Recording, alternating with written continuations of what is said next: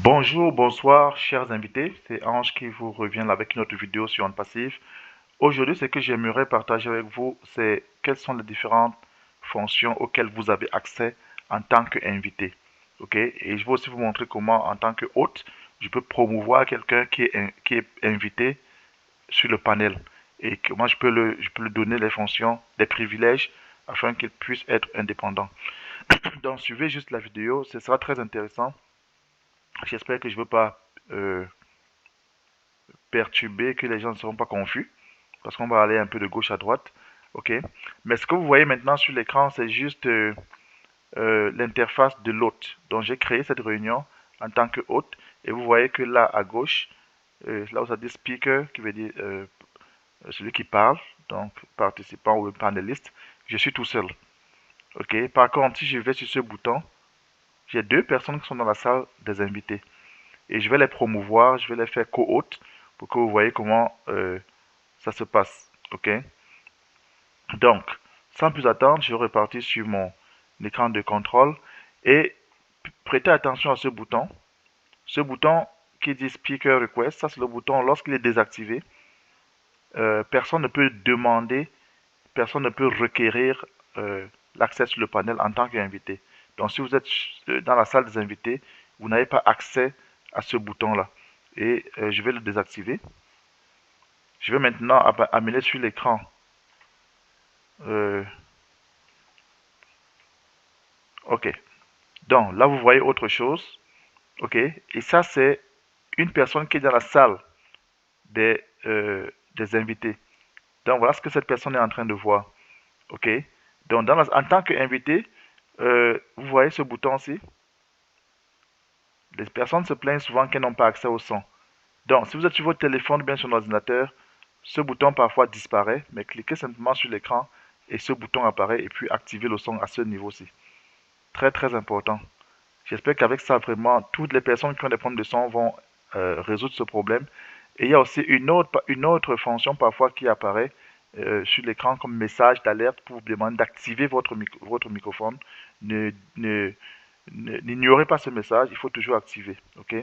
Donc, si vous regardez au bas de cette page, vous voyez un, 2, 3, 4, 5 boutons. Ça, c'est ce que l'invité voit. C'est tout ce qu'un invité peut voir. L'invité ne voit pas sa vidéo, l'invité ne peut pas activer son micro. OK? Il peut juste activer le son pour comprendre, pour écouter ce qui parle sur le panel. Mais l'invité peut juste activer son prompteur, c'est-à-dire il peut saisir un message lorsqu'il veut prendre la parole, peut lire ce message et pour ne pas oublier certaines informations.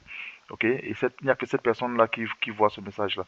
Maintenant, le deuxième bouton, c'est un bouton de capture d'écran. Si je clique dessus, le système capture une photo de l'écran et vous pouvez l'utiliser plus tard. Par exemple, si quelqu'un est en train de faire une présentation, vous suivez un cours, vous n'avez pas un stylo pour prendre des notes, vous pouvez faire des captures d'écran progressives et à la fin, vous pouvez repartir dans cette capture d'écran et puis avoir les notes.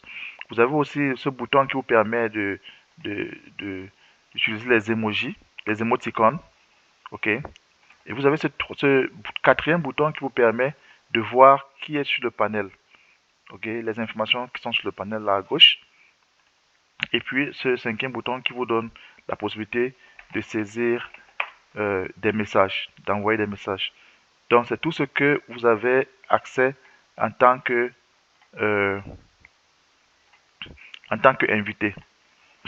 Ok, donc je vais sortir de cette interface d'invité et je repars sur mon interface d'hôte. Je vais vous montrer maintenant en tant que hôte. Quand j'active donc ce bouton qui permet aux gens de demander l'accès au panel, je vais cliquer dessus. Vous voyez, il devient bleu. Maintenant, je repars sur notre invité. Vous voyez que maintenant, notre invité a un sixième bouton qui s'est ajouté là et qui vous permet de demander l'accès pour devenir panéliste. Maintenant, prêtez attention à ce niveau-ci en haut à droite. Vous voyez que euh, là, ça met 0. Personne n'a demandé l'accès. Mais les invités ont la possibilité, maintenant que j'ai activé, de demander accès. Donc, je vais demander accès en tant qu'invité. Je clique simplement dessus. Hein, et le système me demande, veux-tu vraiment être panéliste? Je dis oui. Maintenant, moi, en tant que panéliste, maintenant, je peux voir qu'il y a une personne qui a demandé l'accès. Je clique dessus, je vois le nom de la personne, je peux refuser ou je peux accepter. Et je vais aller accepter. Vous allez vous rendre compte qu'il y aura maintenant une deuxième personne qui va s'ajouter ici. Cette personne est maintenant qui était invitée maintenant sur le panel et son écran est maintenant disponible à mes côtés. Ok, cette personne peut activer son son ou sa vidéo, mais il faut que je le donne, il faut que je le fasse co-host. Ok, moi en tant que hôte, je peux donc cliquer sur ces trois boutons et voilà tout ce que je peux faire de lui. Je peux le mettre en évidence en cliquant sur Pin. Je peux le bloquer, même s'il est sur le panel, il ne pourra pas parler, il ne pourra rien faire. Je peux le renvoyer dans la salle des invités. Je peux le faire hôte. Sur Haut Connect, on peut avoir 2 hôtes.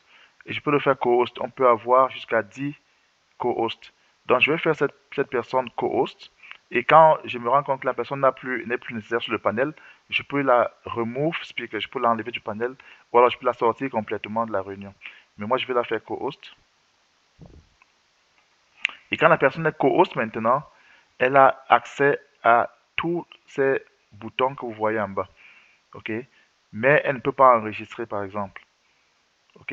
L'enregistrement est réservé vraiment à l'hôte. Et la personne peut maintenant euh, activer elle-même sa propre vidéo et son propre audio. OK? Et nous avons encore une personne dans la salle des invités.